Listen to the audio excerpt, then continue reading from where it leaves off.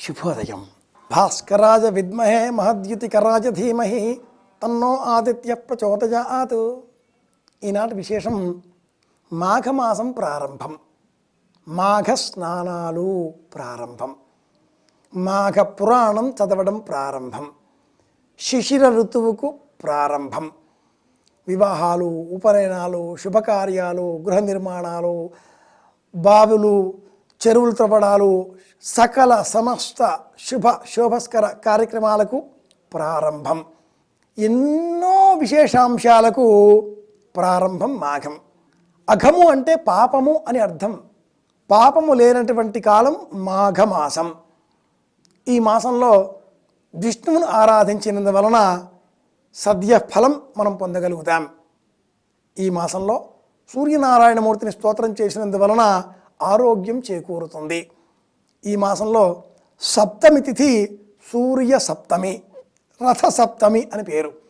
ఈ మాసంలో పంచమి తిథి వసంత పంచమి, శ్రీ పంచమి, సరస్వతి జయంతి అని మన పురాణాలు చెబుతూ ఉంటాయి. ఈ మాఘమాసాన్ని విశేషంగా మంతుకెక్కిన మాసం, చెప్పబడ్డ మాసం అని మన ప్రాచీనులు కీర్తించారు. మాఘాది పంచకం మాఘం, ఫాల్గుణం, చైత్రం, వైశాఖం, జ్యేష్ఠం.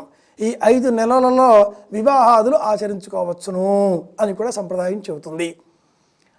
ఇలా ఉన్నప్పుడు ఈ రోజున శనివారం శ్రీ వెంకటేశ్వర స్వామి వారిని కీర్తించాలి, స్తోత్రం చేయాలి. వినా వెంకటేశం ననాథో ననాథ సదా వెంకటేశం స్మరామి స్మరామి. హరే వెంకటేశ ప్రసీద ప్రసీద, ప్రియం వెంకటేశ ప్రయచ్ఛ ప్రయచ్ఛ. అలా కాకుండా సూర్యనారాయణమూర్తి స్మరణతో ఈ మాసం ప్రారంభం చేశామేమిటా అనుకుంటే, మాఘ స్నానాలు ఎన్ని పాపాలు చేసినా, దోషాలు చేసినా అన్నింటినీ కూడా తొలగించేటటువంటి శక్తి సూర్యనారాయణమూర్తికి ఉంటుంది. ఆయన కర్మసాక్షి, ఆయన జ్ఞానదాత. ఆయన బాహ్యంగా శరీరానికి ఆరోగ్యాన్ని ఇస్తాడు, మానసికంగా కూడా శరీరానికి బలాన్ని, పుష్టిని అందచేస్తాడు. ఏమంటాయి, చాలామందికి ఏదో మానసిక వ్యాధి, నాకేదో అయిపోతుంది అనే బాధ. డాక్టర్ గారి దగ్గరికి వెళ్ళారు. ఆ వైద్యుడు వీళ్ళని పరిశీలించాడు. ఏమీ లేదండి అన్నాడు. లేదండి, పరీక్షలు చేయించాలి అన్నారు. పరీక్షలు చేయించాము.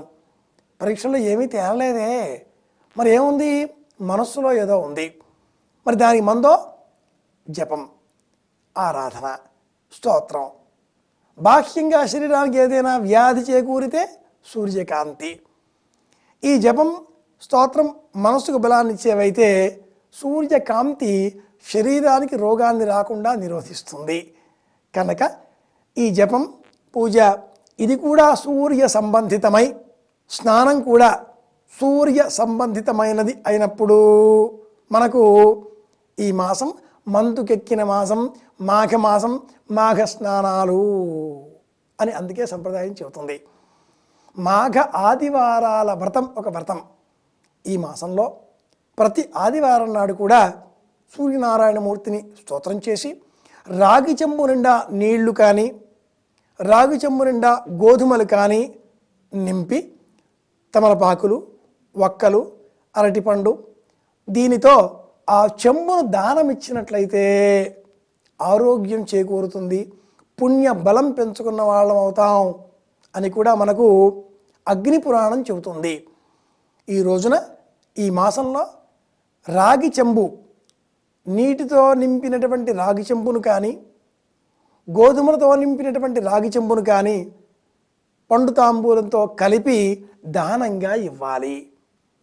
ఈ మాఘమాసంలో ఆదివారాలు కానీ, రథసప్తమి కానీ, మాఘ పౌర్ణిమ నాడు కానీ, లేక మనకు ఏదైనా అభిరుచి కలిగిన రోజు కానీ, ఈ మాసంలో మనం జన్మించిన తిథి ఏదో ఒకరోజు తప్పకుండా వస్తుంది.